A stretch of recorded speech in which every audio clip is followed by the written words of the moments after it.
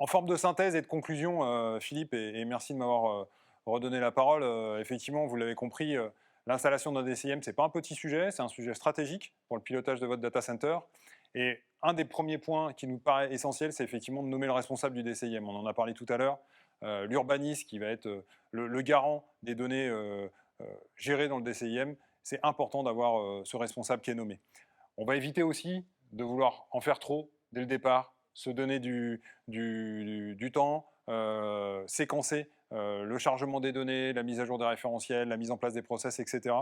Dès le départ du projet DCIM, ce sera important d'avoir une vision claire de vos niveaux de service que vous devez à vos clients, clients hébergés, colo ou pas, et donc des KPI que vous voudrez présenter au travers du DCIM. Ça facilite d'autant plus la partie construction des tableaux de bord. On le répète aussi souvent, l'outil ne va pas vous aider à vous organiser. Il va falloir que vous soyez organisé avant l'outil. Donc c'est hyper important de réfléchir au process de gestion avant de mettre en place votre DCIM.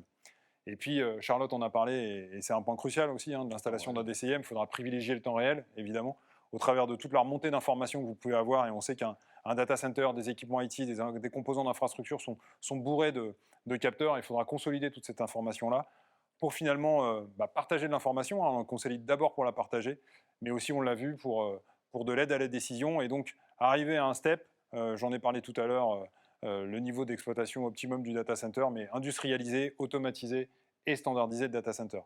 Voilà pour les quelques mots de synthèse et de conclusion. Je vous remercie encore d'avoir participé à cet événement Stefia Schneider.